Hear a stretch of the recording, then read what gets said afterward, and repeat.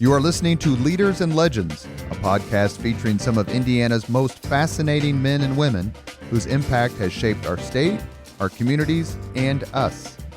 Join us as we discuss their imprint on our history. Leaders and Legends is brought to you by Veteran Strategies Incorporated, your local veteran business enterprise specializing in public relations, media relations, public outreach, crisis communications, and digital photography. My name is Robert Bain, Principal of Veteran Strategies, former Deputy Chief of Staff to Mayor Greg Ballard, and Communications Director for the Indiana Republican Party. I'm honored to be your host for our discussion. You are listening to Leaders and Legends, a podcast presented by Veteran Strategies, a local veteran public relations enterprise, and sponsored by Girl Scouts of Central Indiana, Garmond Construction, the Crown Plaza Hotel and Grand Hall and Conference Center at Historic Union Station, the law firm of Bose, McKinney & Evans, and the Bose Public Affairs Group, the McGinley's Golden Ace Inn, and McAllister Machinery, your friendly neighborhood Caterpillar dealer. Thank you for joining us on the Leaders and Legends podcast. Our guest today is Mike Lopresti, who is a longtime award-winning, insightful, and dare I say, prolific sports writer, not only here in Indiana as a native Hoosier, but he's covered so many events. There's just no way we could talk about them all in one podcast. A very quick list would include 40 Final Fours, 30 Super Bowls, 31 NBA Finals, 32 World Series, 31 Masters tournaments, more than 40 major college bowl games, and 16 Olympic games. So Mike has basically chronicled my entire adult life. Thank you for doing so. Well, you're welcome. I've chronicled a lot of my adult life too. So You're a native Hoosier. You're born in Richmond, as I recall, and went to Ball State. Did you hear that, Danielle Shockey? You have a Ball State grad on the podcast. Was the sports bug or the sports writing bug something that you caught early? yeah, actually, I started writing sports for my junior high newspaper. It was a middle school called Pleasant View. I've forgotten the name of the newspaper, but I started writing a little bit there, and then through high school, I'd always, when I was younger, grown up just assuming I was going to be a big-time athlete. And then at some point in time, I realized that I was missing a couple of things there. One was size, and the other one was talent. But I still enjoyed being around sports. I enjoyed writing. And more than that, I enjoyed being around the people. And that's always been the thing that's sort of driven me more than the games, are the people and the stories and that sort of thing. So I kind of caught that bug early and worked through high school. And actually, when I was at Ball State, I was writing for the Richmond newspaper, a regular newspaper, the Palladium Item, which was a great experience for a college kid. Now, the downside is I went to Ball State my entire career, and I think I spent 2 weekends my entire college career on campus. So I sort of missed that part of being a college kid. But it was nice on the weekend making a little money too, and I was certainly getting a lot of experience. So that worked out pretty well, and then just went from there. What would you consider your quote unquote big break? Well, a couple things. Number one, Gannett acquired the Palladium in the mid '70s, and so when I got out of school, the Palladium, instead of being this small little community paper, was part of a big chain, and there's pluses and minuses to that, and probably as we've gone along through the years, more minuses. So back then, one good thing that worked out for me, they decided Gannett had a wire service, their own wire service that sent stories to all their papers, and which at that point in time got up to nearly 100. And they wanted someone to do national sports for that wire service. And so they came to me for that offer. And that was a great break for a couple of reasons. I was a Midwestern guy, and I kind of wanted to stay in the Midwest if at all possible. And they really didn't care where I lived because I was going to be roaming from here to wherever. So that was good. And secondly, it gave me an opportunity to cover a lot of big events at a relatively young age. So, we kind of start from there. So that's where those numbers you reeled off a little while ago. That's one reason why those numbers are so large. I was able to start that and start young and start early. And back then, you can tell this is a long time ago. Money was no object with newspapers back then. If they wanted me to go somewhere, hey, yeah, let's go here, let's go there, and you didn't have the budgetary restraints and the staff size restraints and all the other restraints you see.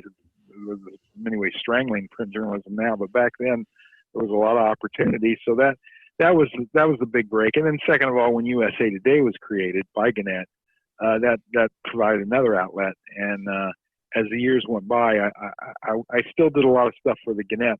They called it Gannett News Service, that wire service. But then I started doing a lot more for USA Today as well.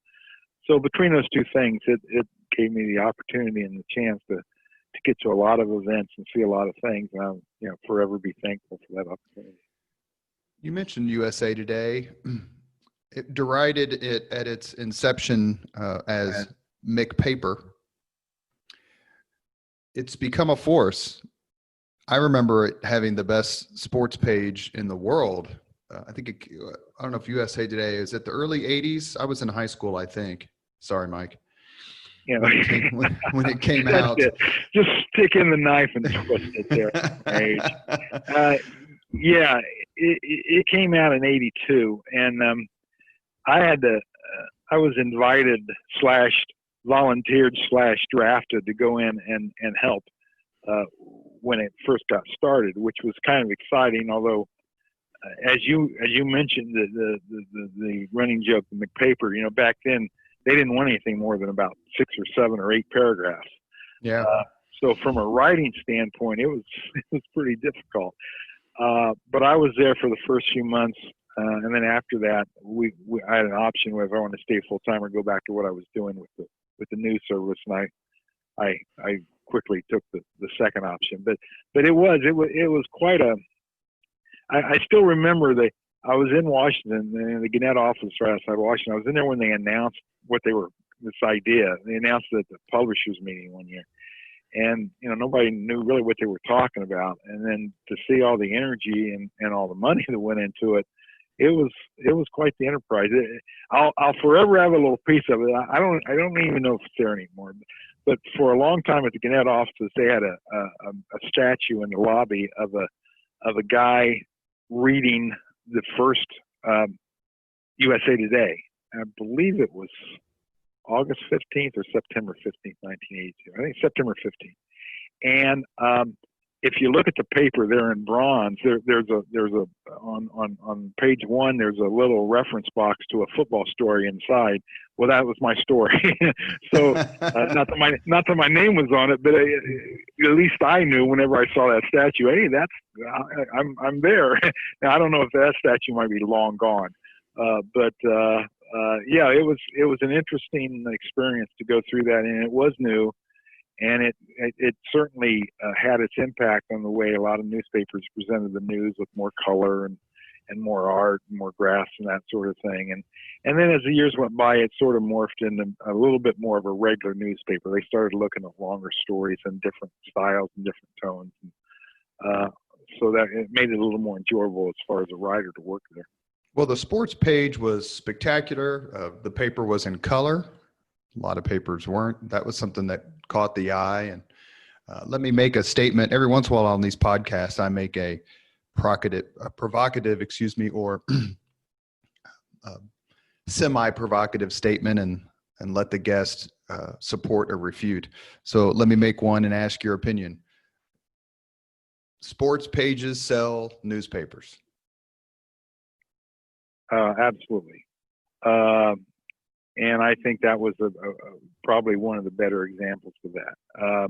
Now, they don't sell newspapers 365 days a year. I think 365 days a year, things like obituaries and weather and news sell papers. But if you go to different places, if something really interesting is happening in that area for a local team, you betcha. I mean, and that has always been the case. You go into a city, you could always tell that when I'd be covering, let's say, a World Series in some city, and that the home team won, and the next morning you're flying out, and you go to the newsstand at the airport to buy the local papers, they're gone.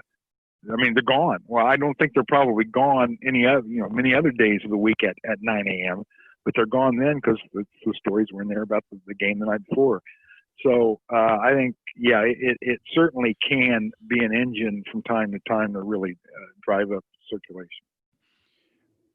When I was in the Army, the USA Today, and I want to ask you about another entity, was the only way that I could follow Indianapolis sports or Indiana Hoosiers or Notre Dame football on a regular basis is because USA Today had such a national reach.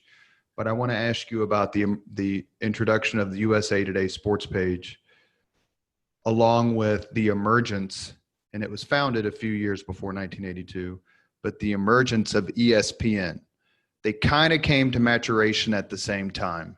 Do you think one fed off the other, or they were just kind of independent?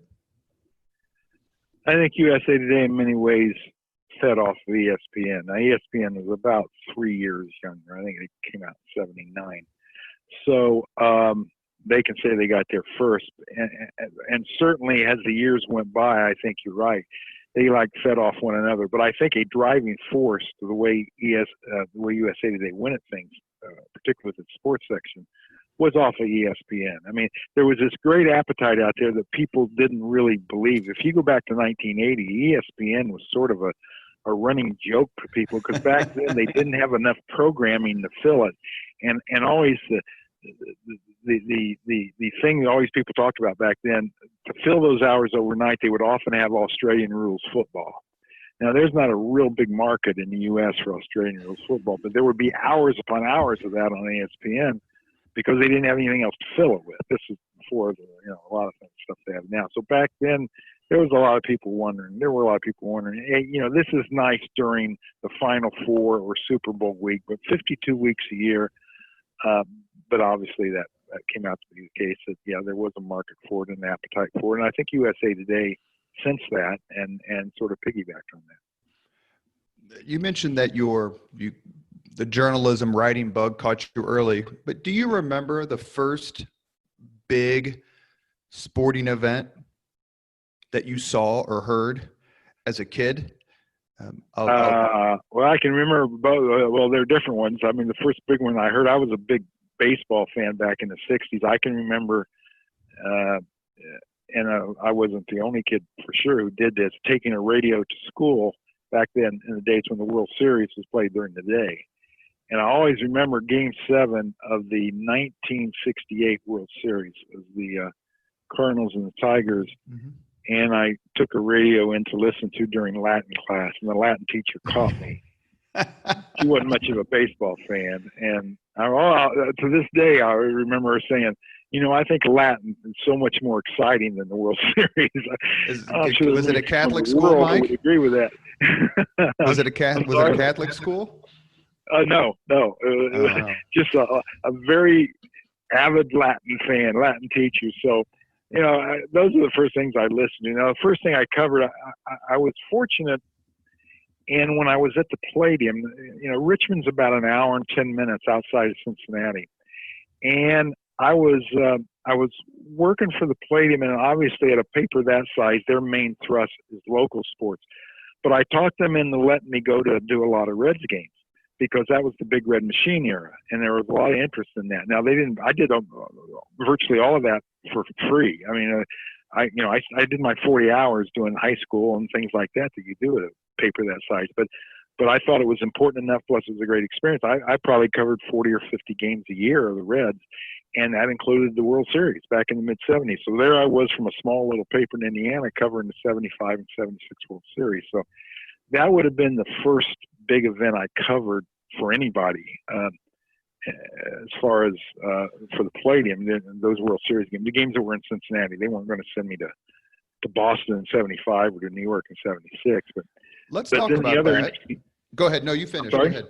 No, you go ahead, because I'm a lifelong Cincinnati Reds fan who went to those games in 74, 75, 76, 77 when the Reds were so good in the early half of the 70s. So I definitely want to ask you about that, but finish your thought, please. Well, the other thing that was interesting part about the first big event I covered actually in my job with Gannett, because of you want to talk about a contrast, I went from the Richmond paper directly to Gannett News Service, which meant that one weekend I was covering the junior high city wrestling meet for Richmond Stadium, and the next week, 7 days later or 8 days later, I was covering the Super Bowl. Which Super Bowl? It would have been the one in Pontiac, the Bengals and the 49ers. So that would have been Super Bowl 16. Yeah, a little bit diving in the pool. Although I had covered, like I said, I'd been at the World Series and I'd done, I'd been at a major league ballpark several times. So it wasn't like I wasn't used to being around a big event, but certainly the first time as my regular full-time job, that was the first time. You are listening to Leaders and Legends, a podcast presented by Veteran Strategies, a local veteran public relations enterprise, and sponsored by Girl Scouts of Central Indiana, Garmond Construction, the Crown Plaza Hotel and Grand Hall and Conference Center at Historic Union Station, the law firm of Bose, McKinney & Evans, and the Bose Public Affairs Group, the McGinley's Golden Ace Inn, and McAllister Machinery, your friendly neighborhood Caterpillar dealer. We're on today with Hall of Famer, and he is a Hall of Famer, Mike Lopresti. He's been inducted into the Halls of Fame for the United States Basketball Writers Association, the Indiana Sports Writers and Sportscasters Association, and his alma mater, the Ball State Journalism Department. He currently writes for the Indianapolis Business Journal. He has covered 4 decades or more, depending on how you count it, sporting events throughout the United States. And we're very, very lucky to have him. Mike, as a lifelong Hoosier, is there a Hoosier leader or legend you particularly admire in any field? Well, obviously I grew up a great basketball fan. And, the easy thing is to say, well, a guy like Larry Bird, and I did. I covered that year in '79. I didn't cover the Final Four. In fact, that's the last year I didn't cover the Final Four. As luck would have it, I missed the Bird Magic Johnson game. But I certainly admired his impact on the game and the way he played the game. But the guy I really always admired, because just as a person he was, on top of being a legend and his success in the field, was John Wooden. I was not covering UCLA back in the John Wooden days, but had occasion to talk to him a number of times after that for various different stories. Oh, that's great! And just his demeanor and the way he handled his success and the way he thought of his success and the way he impacted a lot of other people. I think probably of all the people with Indiana roots, I would probably admire him much the most. Just a few days ago, I watched the Sports Century on Bill Walton. And for those of you who don't know, Bill Walton was a 3-time National Player of the Year, went to UCLA, won 2 national championships, was part of the team that had the 88-game winning streak that was snapped by Notre Dame. But Walton was a very outspoken member of his generation. It's probably the nicest way I can put it. And Wooden was obviously of a much different generation. And how John Wooden handled Bill Walton's activism is a real study in mentorship. Is that something you ever had a chance to ask him about? Well, I talked to him several times, sort of including that. The last time I did a long thing on Walton would have been in 2014. It would have been the 40-year anniversary, 30 years of when they lost in the North Carolina State. Yeah, North Carolina State. And I don't know of anyone who still openly everyone lives with defeats, or most athletes will live with a painful defeat, maybe the rest of their lives to some degree. I mean, most people get over it. But I don't know of anyone who still openly is in anguish over a loss than Bill Walton is over that game. And he's very, very honest and candid in how much responsibility he takes for that, because back then he refused to listen to John Wooden. He refused to buy a lot of what John Wooden was trying to sell. And now there is no bigger proponent of the John Wooden legacy than Bill Walton. I mean, there's That's not. right. But I remember I was at a basketball tournament somewhere, NCAA tournament, and I was in the press room, and it was the time I was supposed to call Walton for the story, and I had about 15 minutes before the game started. So I thought, well, in 15 minutes we can probably get this done.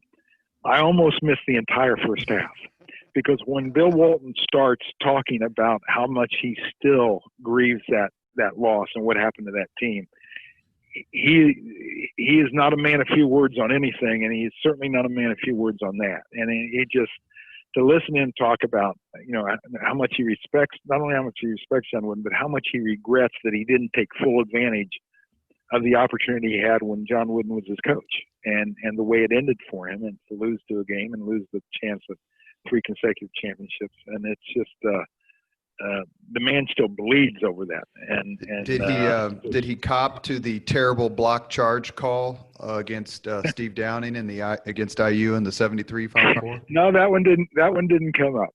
Well, the Leaders and Legends podcast wants to know, Mike. So if you get a chance to talk to him again. Yeah, that's one of those calls. Calls live forever too. Not only defeats, but sometimes questionable calls live forever too. So, I'll remember that and then bring that up. Although usually when something like that happens, the folks remember it a different way. He certainly takes full accountability for UCLA not winning the championship senior year. You started, and we're going to go right here to the Big Red Machine. My older brothers and my sister and other folks of that era who are a little bit older than me. I graduated from high school in 86, but my brothers and sisters were 76, 77, 79, respective. Say the 70s had the best of everything: the best music, the best movies, and the best sports. And sometimes I like to argue it as a child of the 80s, and sometimes you just kind of have to concede defeat. Certainly it is true that the 1970s had some phenomenal sporting events and teams. Like a lot of folks, I grew up a Cincinnati Reds fan, not only because of its proximity to here, but also because the Indianapolis Indians were their AAA farm team. What was it like covering the Big Red Machine, who made it to the World Series in 70 and 72 and lost, and then won in 75, 76? Did you get a chance to talk to a lot of the players? Did you get the sense you were witnessing greatness? And what part of it do you hold today as, wow, I was just lucky? Well, I'll tell you one thing, and to this day, it is still the best team of any sport to cover that I've ever been around. And I've been around a lot of champions. That team, and it's one of those things you really didn't appreciate. I think at the time you appreciated how good they were. All you had to do was look at their numbers and look at October. But I don't think, and a lot of other folks who covered them back then, we still from time to time talk about this, we didn't realize how good we had it as far as what it was like to cover that team for a lot of different reasons. Number one, obviously they were good. I mean, you were watching good baseball. You were watching, and you knew at the time you were watching several future Hall of Famers. I mean, there wasn't a big secret about that. And I include, where you go pro or con on whether Pete Rose should be in the Hall of Fame. You're watching a Hall of Fame caliber player, and you certainly were watching a Hall of Famer in Joe Morgan. You were certainly watching a Hall of Famer in Johnny Bench. And I always thought you were watching a Hall of Famer in Tony Perez. But anyway, above and beyond how good they were just playing the game, it's the kind of clubhouse that was from a journalist standpoint. You couldn't get better because first of all, you had all their stars were extremely media savvy and media friendly. I mean, if you couldn't get good stories, good quotes out of Morgan or Rose or Bench, you really weren't trying. So you had that. And above all that, when it came to quotes, you had Sparky Anderson. I mean, sometimes it was hard to get by the manager's office because Sparky would just talk forever and ever, and he was very good with the media. So you had that. Then when you got into the role players, you had guys that just accepted that role, and they were good people. And then when you went into the pitching staff, and they were just sort of, no one remembers the pitching staff in the Big Red Machine much. These were just normal Joes. They had a reliever named Clay Carroll. His personality was that of a guy you would meet, at a local pub. You had starters named Jack Bellingham and Fred Norman, and these could be your neighbor. I mean, that's the kind of guys they were. So you had this great mix of superstars who never minded talking to the media, and average Joes who were as approachable as you could get. And I'll tell you what, in a lot of baseball clubhouses, that's not the case.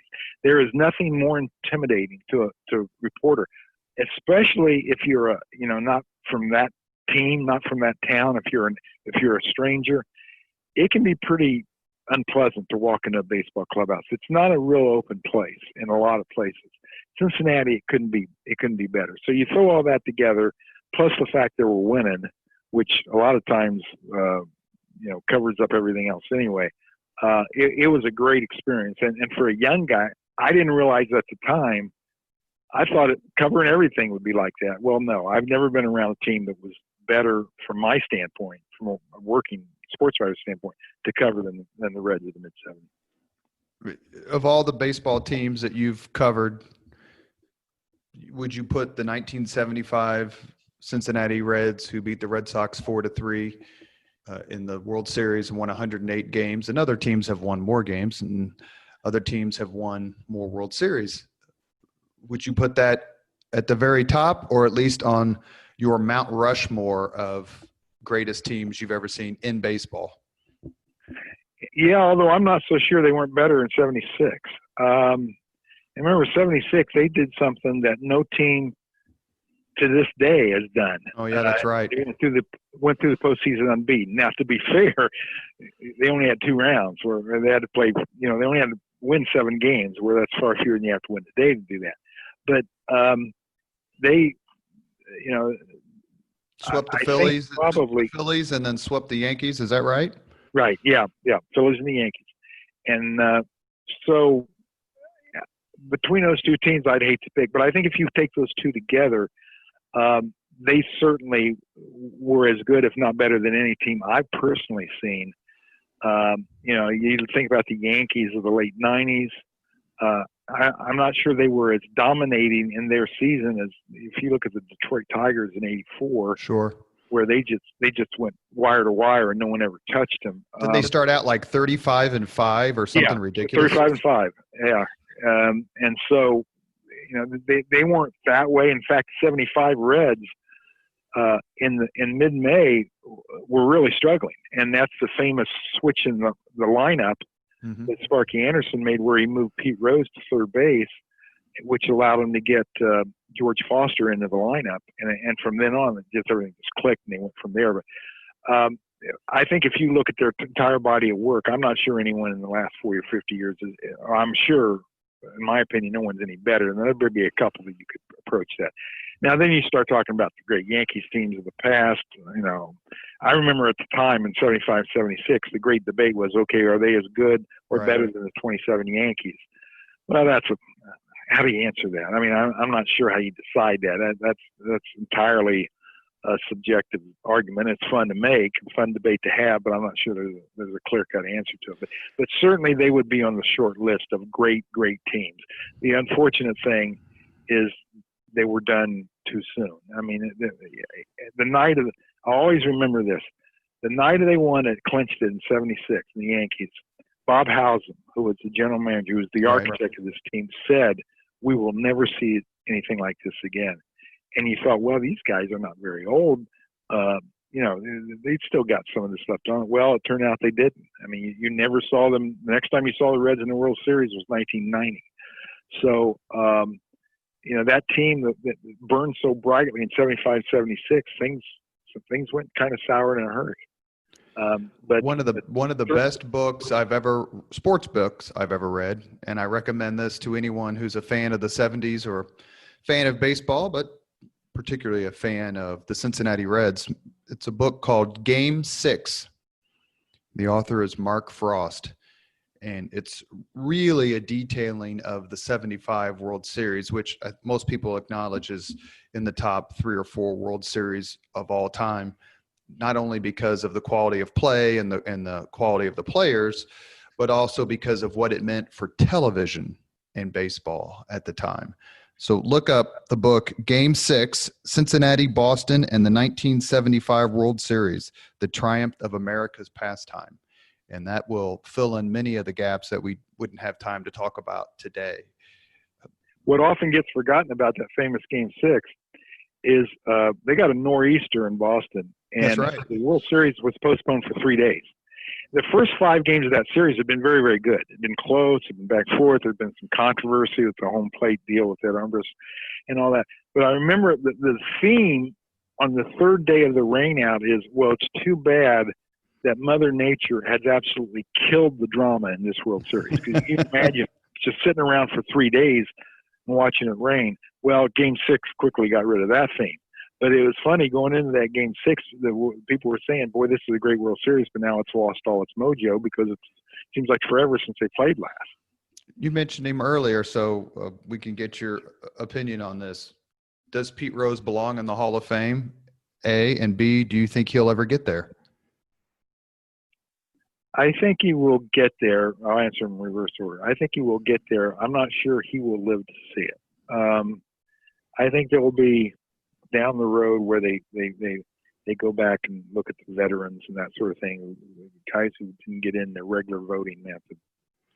I think sooner or later he will be there. Time heals all, but sometimes it takes a long time, and certainly he has not helped himself. I've been a Hall of Fame voter, and I was getting ready to ask that actually. Yeah, I'm a Hall of Fame voter. Now I'll be a Hall of Fame voter for 3 more years. Once you retire and you're no longer in the Baseball Writers Association or an active member, then you have 10 more years to vote. So when I retired from USA in 2013, then I ceased being an active Baseball Writers Association. So I will vote through 2023. I would have liked to have seen his name on the ballot, but I could understand baseball a little bit on it too. I mean, there are so many times you wanted to say to him, Pete, don't say this, don't do this, say that, and do that. And eventually you will win them over, but whatever it's his pride or his ego or blind spot or whatever, he did a lot of things that didn't help himself during that time. So, I think he should be there. Forever is a long time. I think he will be there eventually, and once he's there, he'll be there forever. But it'll be sad. I'm not sure he will be allowed to see it. As I tell my clients, PR is everything. It's what you say. It's how you act. It's it's what you give off in terms of achievement or humility and contrition. And to your point, I completely agree. Rose certainly deserves to be in the Hall of Fame for what he did on the field, and it's ironic that what he did off the field is what's keeping out of something that is clearly so important to him. I mean, you cannot think of 60s, 70s, and 80s baseball without thinking of Pete Rose. He was MVP and multiple World Series champion, and probably has the most iconic play in the history of the Major League All-Star game. I think it was 1970 when he ran over Ray Fosse. I mean, who the hell takes out a catcher in an All-Star game? That's unfathomable today. But to him, it was just another play, trying to win. And that game was in Cincinnati. I mean, it was the perfect moment. The first year of Riverfront Stadium. That's right. Yeah, I think he will, in many ways, maybe one of the more tragic stories of the era, because here is a guy whose love for baseball is unquestioned and deeper than almost anyone. And the game that he loved is turned out to be his most implacable enemy. That it just will not bend on this. And I don't know if he convinced himself that sooner or later, because he loved baseball so, baseball would love him back, and he could still, say some of the things he did, or not take some of the accountability that he didn't take early on, and maybe fib a little here and exaggerate there and spin somewhere else. But it hadn't turned out that way. In the, as I mentioned earlier, the ongoing argument between generations about which is better, my decade or your decade, when it gets to be my turn to extol the virtues of the 1980s and sports during the 1980s, I always start with what to me is the single most iconic sporting happenstance event in the history of the United States. And that's Washington's birthday, February 22nd, 1980. The United States hockey team beats the Soviet Union 4-3. You wrote about that just a couple of months ago in the Indianapolis Business Journal.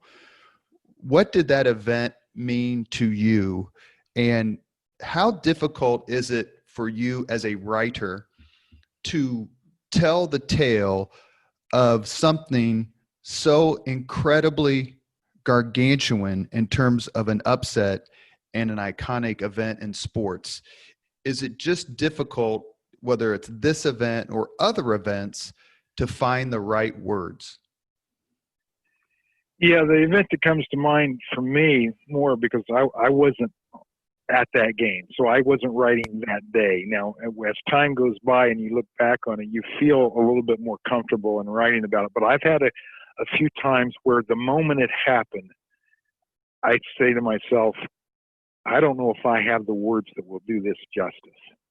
And the one that really comes to mind is the 1986 Masters, when Jack Nicklaus won at the age of 46. And Augusta is as emotional a place, and as when just the aura of the environment, of the atmosphere, it's so real and so vivid as any sports venue probably anywhere. And so you're there and that's going on. And then the story itself, where you've got a guy like Jack Nicklaus that most people had written off as being finished, basically, as far as winning the events, coming from way behind on Sunday and winning, the Masters at his age.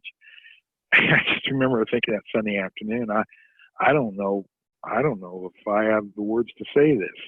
Now, in my particular job, a lot of the events, I had a built-in excuse, because the thing about writing for the wire service, like I did for Gannett all those years, my deadline on night events, and there's so many sports events at night, would be 5 minutes after the game.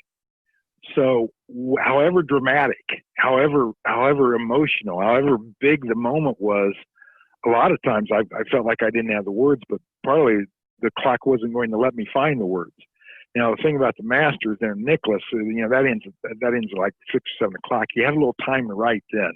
So if you don't find the words, it's your own fault. And so I certainly felt that way. Now, going back to your point there on 1980, I would have loved to have been there, but I'm sure that would have been one of those moments of, hey, can I do this thing justice? I mean, I would agree with you. It is certainly one of the iconic moments. As a matter of fact, one story I did for USA Today at the end of the last century, they're going into 2000, is I picked 20 things that if I could go back in the 20th century to watch, just to have a ticket, just to watch, what 20 sports events would I like to go back and watch? And I believe I had that as number 2. So it's high up there. And what was number 1? That was Jesse Owens. And you could, anyone could argue this argument. Jesse Owens, the day in Berlin, where he won, and Hitler walked out and all that sort of thing. I guess probably that held a little bit more mystique to me because I wasn't even alive when that happened. I didn't see it on TV, so I would have liked to have seen that. So, but certainly, the Miracle on Ice is one of the things that it was tape delayed. Most of us watched Right. it on black and white television. I was at the Ellenberger Ice Rink in Irvington on the east side that night. So no one knew that this incredible upset had won. They asked Jim McKay, the famous ABC sports broadcaster, to compare it to something, and he compared it to a Canadian college football team beating the Pittsburgh Steelers. When you read stories about it, they grasp at it. And like, we just can't describe that. There's no chance in hell these guys should have ever won that. Plus what was going on in the United States, politically and economically, there were lots of things that fed into it. But I loved your article about it. That was in February that you wrote for the IBJ.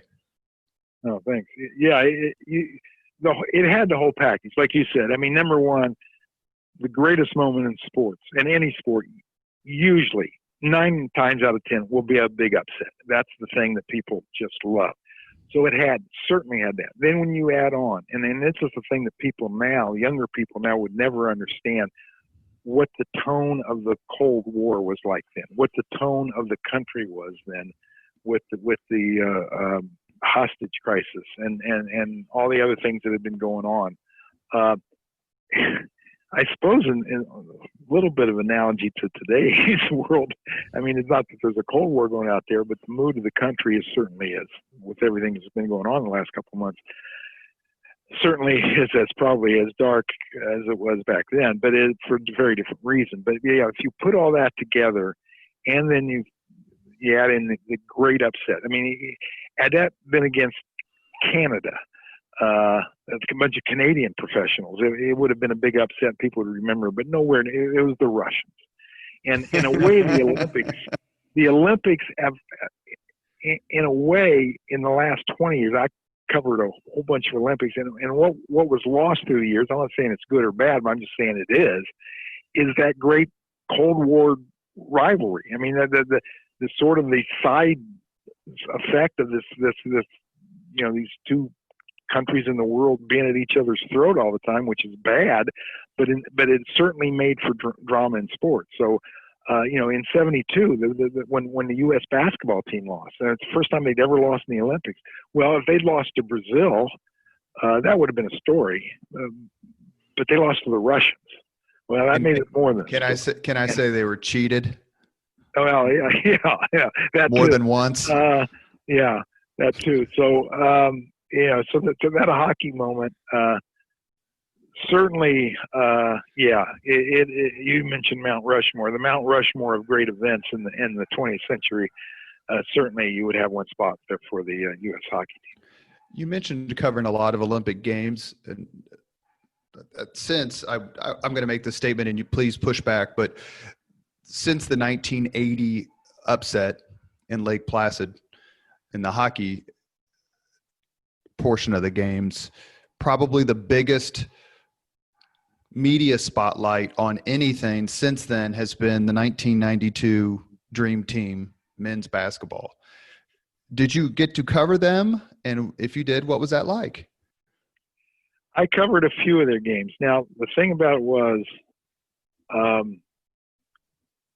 I enjoyed the spectacle of it, and certainly the impact it was having on those people around the world, and how they view basketball. And I think the impact of that you see to this day in the NBA with this great influx of international players. Well, a lot of that started in '92 when all the way around the world people kind of fell in love with the sport because of the Dream Team. So I understood that. But that again, what I enjoy more than anything about the Olympics are the stories that you never saw the other 3 years and 50 weeks, of the cycle. I mean, just people from nowhere who had their moment in the sun and they would never have another moment. Give us an example, please. And it's not necessarily Americans. The people I remember from the Olympics in Seoul, Korea, I went to wrestling on a day that a guy from Korea was so poor, he had never slept in a bed. He had just slept on the ground his entire life. By then he's like 23 or 24. He wins a gold medal. Now, Korea, like every other country, host country usually has a deal in mind, for their own athletes. If you win a gold medal, you get X number of dollars. U.S. does it, everybody does it. Well, this kid wins a gold medal, and he wins $50,000. Now, that would be for us a Powerball ticket of $100 million. This guy had never slept before on a bed before. To be there that moment, to me, that's the Olympics. I mean, that guy had worked his entire life for that moment, and had he lost, it would have been gone. I mean, I can remember as emotional probably a moment I've ever been around in sports. Two of them involve the same guy, and it's a speed skater named Dan Jansen. So in Calgary in 1988, Dan Jansen was one of the gold medal favorites, and the night of his specialty race, the day of the specialty race, his sister died of leukemia, and back here in the U.S., and he was on the phone with her, basically saying goodbye to her, just a few hours before he went to compete. And that night, I was there that night, and he fell. He fell in his race. You think about a day like that, how horrible that was. And then, as emotional as that was, as 4 years later, he was back in that event and he won the gold medal. And, he had made that return, that great journey. And I was there for both of those moments.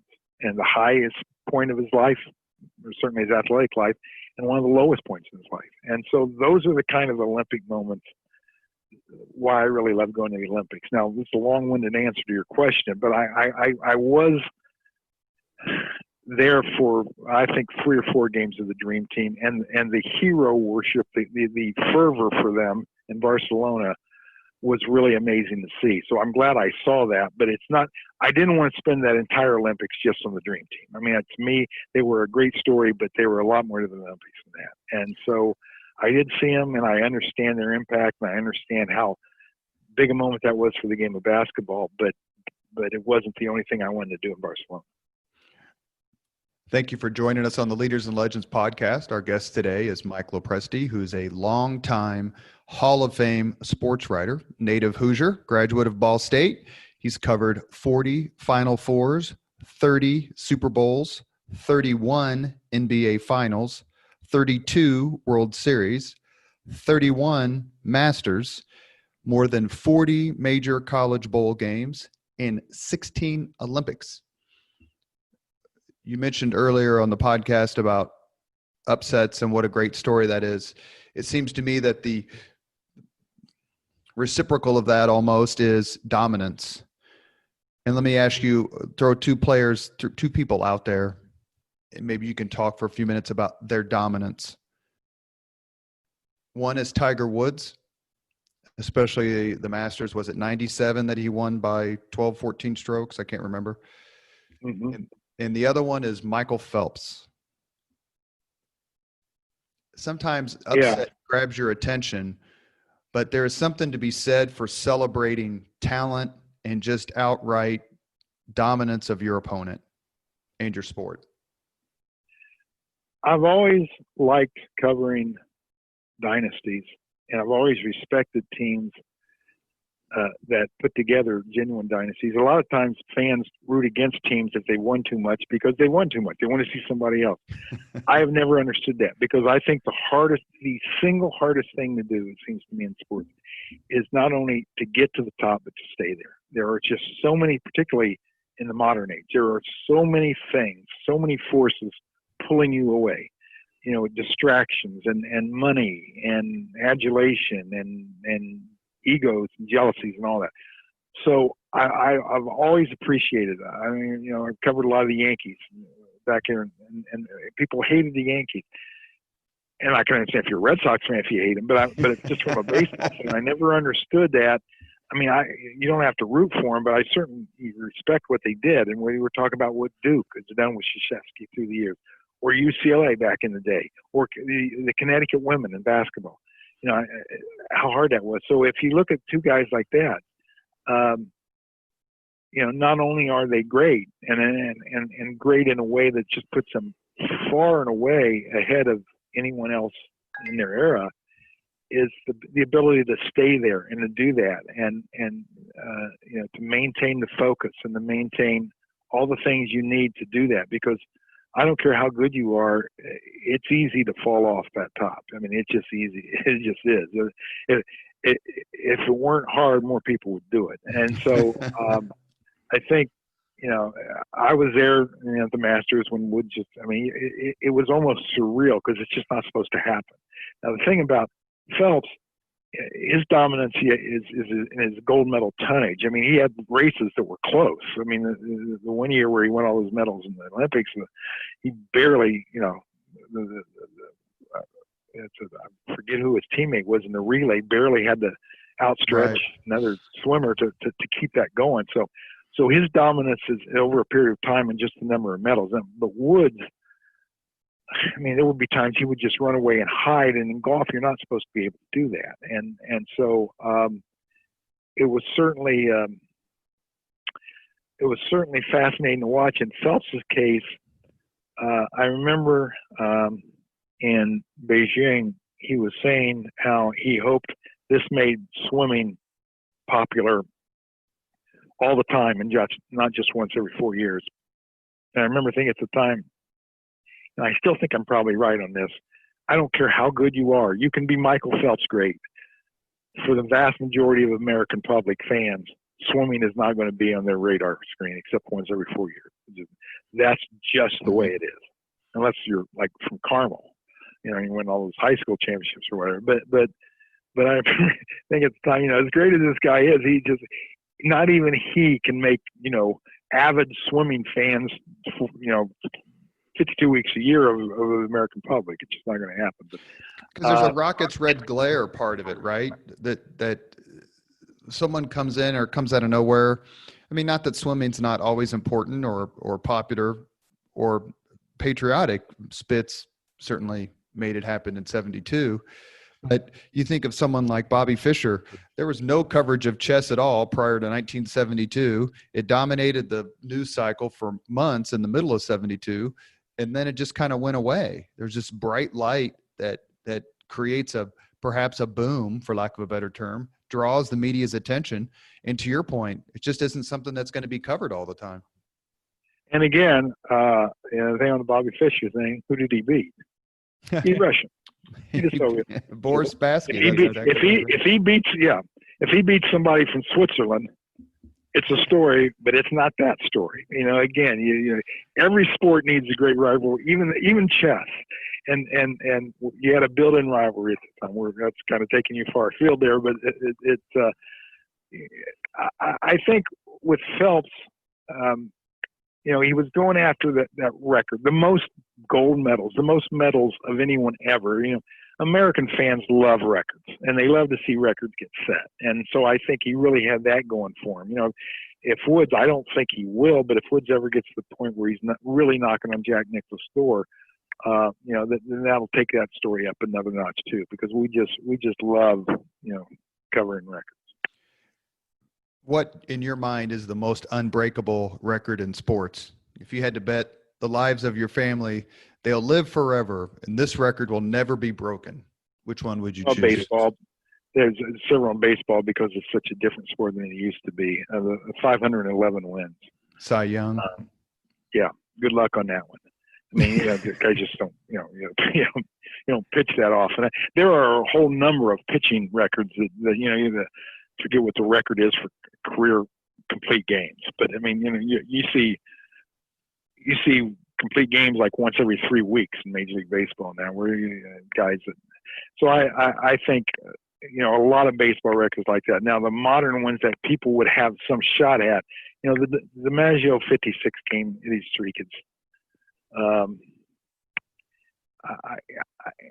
You can say that no one will break. Now Pete Rose sort of nibbled at it, but for all that big adulation over the Pete Rose thing, he still missed by 12 games. He missed by 2 weeks. That's right. So I think probably that one comes to mind as far as the ones that you could see possibly. I mean, there's just no way that anyone's ever going to win 500. Pitcher's going to win 500 games. That's just not going to happen. You can see how someone, if everything went right, 56 games could make a run at, but I don't think anyone will. Like seasonal records, would you'd have a chance, 56 games or the home runs or whatever, but it's the career records. And I agree with you in baseball, especially, that just there's no chance in hell someone is going to win 512 Major League Baseball games and beat Cy Young's record. Yeah, I'm not sure we'll see an NBA player score 100 points in a game again. I'm not sure. What about average? Wilt Chamberlain, he's talking about what about average 50 points a game for an entire year? Yeah, that's true. That's true. Another record I don't think we'll see is, Pete Maravich still has the college. Oh yeah, that's right. Record. The 44 points a game? 44 a game. But the interesting part of that, I don't think we'll ever see a guy do that again and never play in the NCAA tournament. Pete Maravich never played 1 second in the NCAA tournament. Of course, back then they were only taking 23 teams and only one team from conference, and so he wasn't going to get past Kentucky. But I don't think we'll ever see that happen again. That's a great point. I want to talk to you a little bit about being a Hoosier and covering Hoosier teams and Hoosier sports. When you were really hitting your stride as a sports writer, you had Bobby Knight and Gene Cady and Lou Holtz and various other players who you covered. And then I want to also ask you about the Indianapolis 500. You wrote a really good article again in February about Butler and its run. What was it like being a Hoosier, covering Hoosier sports? Well, I loved, as I mentioned earlier, I love basketball, being a Hoosier. And to this day, I don't think I've ever covered any event that I liked any better than the state high school tournament, particularly back in its heyday, back in its classic days. Because I covered, in the 70s and 80s, and high school basketball was just enormous. And I was there in 1990, the day they had 41,000 at the Hoosier Dome for the state finals. So I really grew up loving that above anything else. And I've never covered anything since then that I like anymore. I mean, all the World Series and Super Bowls and on and on and on, I still enjoyed high school basketball. May I ask you a quick question about that Damon Bailey game real quick before I forget? Sure. Because I want you to finish your answer, but I'll forget this if I don't ask right now, so please forgive me. Did you talk to other sports writers about that, or coaches or people from other states who said there's 41,000 people at a high school basketball game? I mean, could they even imagine that? Or is that like, hey, you know what? It happens other places too. No, I remember talking to a few, not players, but I remember talking to a few coaches, particularly from Ohio, because I'm on the Indiana-Ohio line over here in Richmond. So, and Ohio fancies itself as, and they are a pretty big high school sports state, more football than basketball. But that seemed like fantasy land, 41,000. and as great as that moment was, I still think more indicative of Indiana back then was how many places you would see 6 and 7 and 8, 9,000 in all in the same weekend. I mean, that's the state finals, and it was a big deal. And Damon Bailey was a huge draw. So that certainly is a great moment in high school sports. But I always thought the bigger evidence is on a given Friday night back then, how many different places you would see packed in, in 100 places. So, but anyhow, that was certainly a great moment. And feel very lucky that I was there to see that. As far as the Indiana sports, I kind of lucked out and coming along, IU basketball. I was not there for their 76 championship, but I did cover 81 and 87. Certainly Bob Knight is one of the more fascinating people in sports I was ever around, both for good and bad. I saw him enough to see the very best of him and see a few things that were some of probably the more regrettable parts of his nature. Bob Knight will always be fascinating to me because there were always two of them to me. There was the Bob Knight of the champion and the guy who had a program that was beyond question as far as being honest and all that. And then there was the Bob Knight that you just cringe and say, why do you need to act that way? Those two will always be together. So when you have the dichotomy of that, and you have a guy that's successful, it's just a fascinating person. So so that made it really interesting. I was there for the Holtz era, and to see Notre Dame, sort of have a rebirth. And it's funny how many different times Notre Dame would win a game through years and years and years. Whenever they'd win 3 in a row, somebody would have a headline, "The Irish are back." They always wanted Notre Dame to be back. And sometimes they were back, and sometimes they weren't back. Well, can't we just say that Sports Illustrated has cursed us more than once? Yeah, it's funny because in the press box at Notre Dame Stadium, they have all these covers, Sports Illustrated covers of different Notre Dame pictures, and there must be 30% of them must be "The Irish are back" or "Notre Dame is back." That was a thing someone always wanted to jump on. So, I was there for the so-called game of the century, where there are several games of the century, but probably the last one in the 20th century involving Notre Dame was Florida State Notre Dame in '93. And it was number 1 versus number 2. Notre Dame won, but it was where I was really lucky is I went back the next week. Oh. A lot of people said, "Why are you going back?" And I said, "Well, you never know." So I went back and I lost to Boston College and cost the national championship. So, but yeah, that was, a Saturday at Notre Dame, when the weather's, nice fall and all that, certainly ranks way up there for things I enjoyed. Can we just pretend that Notre Dame Boston College game just didn't happen? Were you there? It's funny that what's interesting about that season, they ended up number 2, and Florida State ended up number 1. So the only game that didn't matter that year in the final poll was the game of the century, because Notre Dame won that one. And I remember writing a story about that, saying, I think Notre Dame should probably be number 1, even though they lost to Boston College. If it comes down between Notre Dame and Florida State, they played. They played on the field. You have head-to-head. And to say that game didn't matter, well, that was the game of the century, but it was the only game. Well, I wrote that column for Gannett, and I got a note a month later from Lou Holtz, thanking me for that. I don't think he's over. You talk about people not over games. I don't think he's over that whole season, how they didn't win the national championship that year. Well, I can imagine that. I can imagine. Now, the thing is, in '89, I remember when it a little bit like that, Notre Dame tried to make a case they should be there instead of Miami, and Miami beat them during the season. I said Notre Dame had no argument that year, none, because they lost Miami. But they've got an argument here, and so I think he appreciated that, so he snowballed there. As someone who went to Ball State and is an Indiana kid his whole life, except when work took you from place to place, but you grew up here and certainly understood your capital city. If I had told you in the mid 70s or maybe late 70s when you were starting out on your career that in a few decades, the city of Indianapolis will not only win the right to host a Super Bowl, but will completely redefine what it means for a city to hold a Super Bowl, you would have said? Yeah, no way. I mean, at that point in time, who would imagine a Final Four in Indianapolis, let alone like 8 of them or how many ever there have been? It just didn't seem like the place. And then all of a sudden you look and there's this new facility and there's that new facility. And I think back in the 70s, I'm not sure anyone would have ever believed you'd see an NFL team playing in Indianapolis. So certainly there were a lot of moments that you never saw coming. And you mentioned this earlier. Included in that is that you would see a Final Four in downtown Indianapolis, and the team taking the floor would be the Butler Bulldogs. I don't think many people would have imagined that either. Is it hard? Let me ask you a question about that game just real quick. Yeah. Did you root for Butler? Yeah, in my heart of hearts, I did. And not because it was Indianapolis, Butler, not because I'm from Indiana.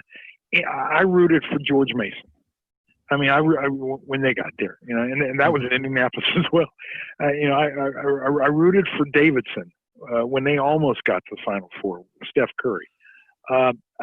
That's the only thing, you love to see an underdog do well. Now, Butler, because I had covered a lot of their games, if you know teams, sometimes, and there are a good bunch of people. Sometimes if you know teams, you see the other side of them, you root against them, but you're not exactly on their corner. But in this case, I had covered them enough to know who they were and all that, and just their underdog nature. Yeah, I certainly was hoping they'd pull it off.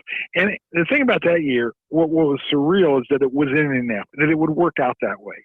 That Butler would get to the Final Four, you'd never imagine that, and it would be in Indianapolis, so you could put that. But if you looked at that team, it really wasn't that big of a surprise if you really studied that team, because they were really good. Now, the next year, I thought that was a supernatural act of magic that Butler got back to the Final Four. I mean, I saw them a lot that season where they didn't look like a team that could get in the NCAA tournament.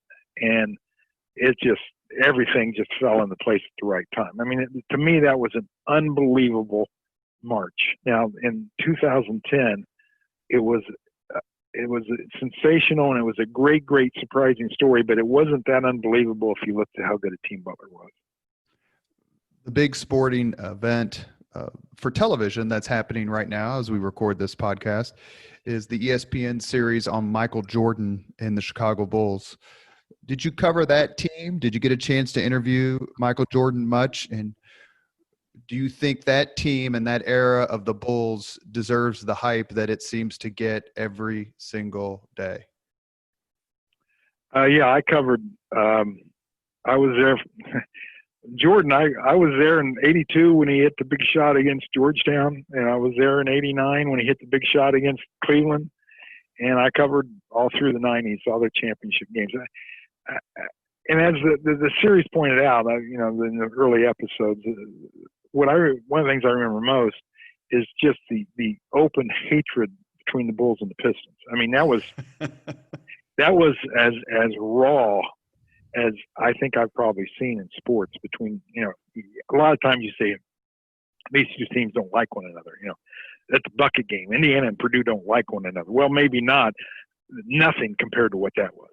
And so I remember that, and I was there the day the Pistons, when the Bulls swept them, the Pistons, went off the court and didn't shake hands. And so through all of that, that's certainly the greatest dynasty I have ever personally covered. Now, I'm not saying it's the greatest dynasty above, let's say, the Celtics in the 60s. But it was just really, really fascinating to watch that guy play. And what could he do next to surprise us? What could he do next we haven't seen before? And you get into the last part of his era there and with Utah, and the time he scored 40 whatever points a day, he had food poisoning, and then the way it ended on the last shot, which he'll get to down the road in another episode.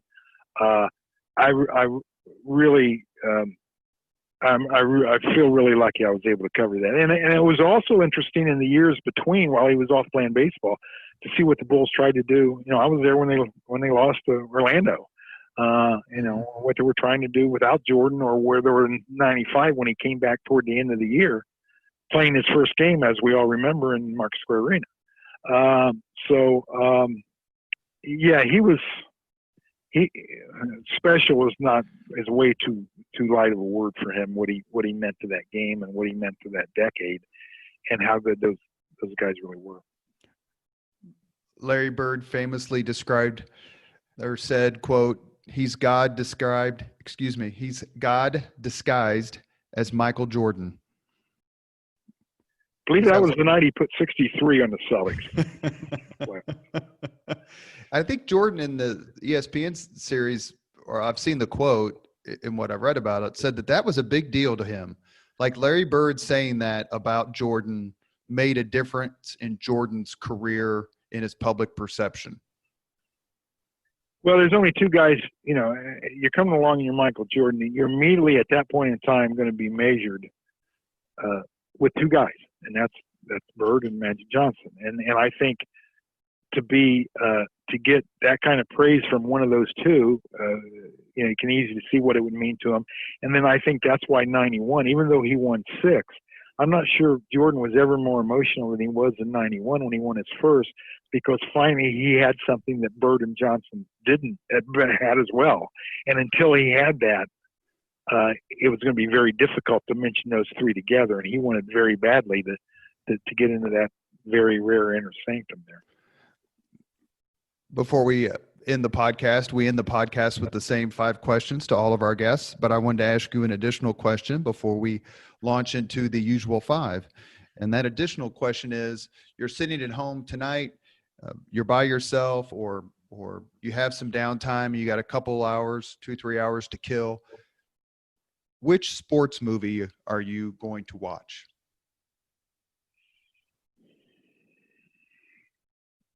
Oh, well, this is going to sound so provincial if I say Hoosiers, but it is. I mean, it would be the one. It would be the one to watch. I hate to say that because, well, you're from Indiana. What else are you going to say? But the fact is, as someone, how could you not love high school basketball in Indiana as much as I do and not love that movie? And also the fact that I've done several stories with the guy who obviously is, that story is heavily based upon. That's Bobby Plump in Milan, which I figure was a great story.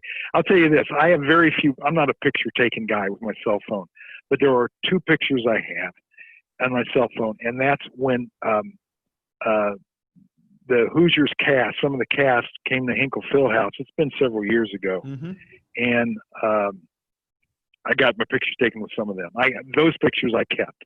I don't take many pictures, but those pictures I wanted to have. So yeah, I'll say Hoosiers. You are listening to Leaders and Legends, a podcast presented by Veteran Strategies, a local veteran public relations enterprise, and sponsored by Girl Scouts of Central Indiana, Garmond Construction, the Crown Plaza Hotel and Grand Hall and Conference Center at Historic Union Station, the law firm of Bose, McKinney, and Evans, and the Bose Public Affairs Group, the McGinley's Golden Ace Inn, and McAllister Machinery, your friendly neighborhood Caterpillar dealer. Our guest today is longtime award-winning Hall of Fame sports writer Mike Lopresti, and we are ready for the 5 questions. Mike, if you are. Right ahead. What was your first job? Part-time job was keeping score for a local softball league where I saw some of the biggest characters I will ever see in my entire life. First full-time job was at the Richmond newspaper, the Palladium item. First thing I ever covered was an American Legion baseball game. I do remember that. You remember who won? You got me there. I hope I had the right team winning the story. That's all I hope. Back then I was that nervous. Well, sports writers are famous for remembering the pitch count in the bottom of the 7th in some AA game. So I wouldn't have been surprised if you'd have pulled it out, Mike. That's for sure. Second question: what was your first concert? The Carpenters. And I believe it was in Newcastle, in Chrysler Fieldhouse. I was a big Carpenters fan. Question number 3. If you could suggest any book for someone to read, which book would you recommend? If I stay with sports, any baseball book by Roger Angel, who wrote for the New Yorker forever, and particularly the one where he was writing about baseball in the 60s and 70s. There is no clear picture of what baseball was like, and nobody better at just seeing all the beauty of it and the downsides of it and the ironies in it and all the different things that go into that game than he did. So any book by him. It seems that football and basketball have eaten into baseball's popularity. It was the national pastime. Perhaps it still is. You can argue that football is the national passion. But as a kid growing up in the 70s and 80s, baseball was just so huge in a way it just isn't anymore. Do you have any thoughts on that? Yeah, I'll tell you what's different, I think. I think in baseball, look at the World Series. If you go to the places where the World Series are being played, let's say it's St. Louis and Boston. Well, in St. Louis and Boston, the World Series is as big as it's ever been. But it's become almost a regional sports event. If your team's not in it, you might watch it, you might not watch it. It's just where football and I think to a little smaller degree the NBA, the whole nation watches, they're watching it. They're just not watching their team. They're watching the sport. In baseball, I think people watch their team. I don't think they pay nearly as much attention to what's going on elsewhere as they used to. I think people still like to go sit and watch a game, just to sit there, and if the weather's nice and have a hot dog and all that goes into it. But I think watching, baseball as a spectator and as a TV spectator sport is not the same, because people don't want to watch unless their team happens to be playing. Number 4, if you could witness any event in history, be there as it happens, which event would you choose? I think I gave that one away a while back. I'm kind of a history buff, and you tie sports and history together. The day that Jesse Owens, won the gold medals there in Berlin, and you're doing it in front of the Nazis, and Hitler's there and walks out and all that. I would love to have been there to see that. I would love to have been there to see the Miracle on Ice. What about speaking of dominance, Secretariat in the 73 Belmont? Yeah. Now, see, I saw that in fact, I saw that of all places, the Reds clubhouse. I was watching TV on that. I would love to have been there in person for that, but I did see that as it happened, so I don't feel like I missed that. Whereas some of these other things, I feel like I missed. And was your mouth just agape at a horse winning by 33 and a half lengths? Yeah, I still remember just being absolutely shocked, as anybody that's watching would. You didn't have to be much of a horse racing expert to understand just how unbelievable that was. You just never see that. And I've got a side story to that if you have time for it. Sure, go ahead, please. Well, this has nothing to do with that day, but it has everything to do with the movie. If you saw the movie Secretariat. And Diane Lane, who is one of my favorites, stars in that. And I was at USA Today then, and I got a call from the PR person saying, this movie's coming out, and you'll be reviewing it, we're sure, so would you like to have lunch with Diane Lane? Now, I can't think of anything I would do to have lunch with Diane Lane. But in the sake of being honest, I had to say to him, I don't review movies. I won't review in the movie. Here's the person you need to talk to. So I had to turn down Diane Lane. So when you say Secretariat, I think of two things. One, how great that horse was and that dominance of that victory. And two, that movie and not having lunch with Diane Lane. Last question number 5. If you could have dinner with anyone living today, perhaps Diane Lane, 2 hours off the record, whom would you choose? Oh my. And they have to be from sports? No, sir. Goodness gracious. If it was in sports, I think Mike Krzyzewski or Tom Brady, just to talk about greatness. If it was not in sports, Tom Hanks, just to talk about what kind of career, because I'm a big movie buff. So just to talk about what his career has been, and I think it would be fascinating to hear him talk about his story. So off the top of my head, I probably would come up with different ones if I had a while, but those are the ones that come off the top of my head. Since this is an Indiana podcast and Mike is a native Hoosier, I'm going to ask one more question to hopefully create what it would have been, correct what would have been an almost unpardonable sin. And that is, I did not ask you and want to ask you about covering the Indianapolis 500. Did you enjoy that? Did you do it often? And what was it like to talk to people and to explain to them how huge an event the 500 is? I never did, during my days at USA Today, all those years, I never did the 500 for this reason. It would always be during the NBA playoffs. As a kid, I used to go a lot, and just, the vastness of it. It was always a place I loved to be unless it was bad weather. Then it was the last place on earth I wanted to be.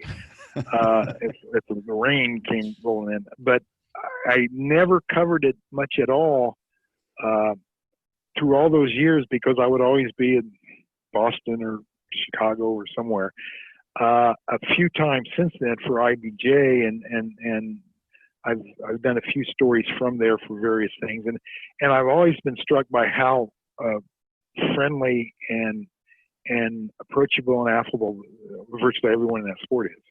And I didn't know that. All those years I was never around it much, so I didn't know. All I knew about the 500, it was big, and a lot of people went there and then went through some real hard times there during the Civil War and auto racing. But in the times I have done it since then, a few times from the business, from the working angle of a writer, and particularly some of the legends. I did a story with Andretti, and I did a story with Unser, and just how really, really friendly and approachable these guys were. And we're talking about legends, and in a lot of sports, it's not always that case. So that's the thing that struck me as a guy who really hadn't spent a lot of time around it. Thank you, Mike Lopresti, for joining us on the Leaders and Legends podcast. We've enjoyed the stories. We have dozens and dozens of additional questions if you ever want to come back on. The events you've covered, decades worth of Hall of Fame sports writing. We just got a tiny sliver today, but we enjoyed it very much. Thank you for your time. Thank you. Thank you very much for listening to Leaders and Legends, brought to you by Veteran Strategies Incorporated. If you want to contact us about this program or our menu of public relations services, please send us an email at robert@veteranstrategies.com. That's robert@veteranstrategies.com.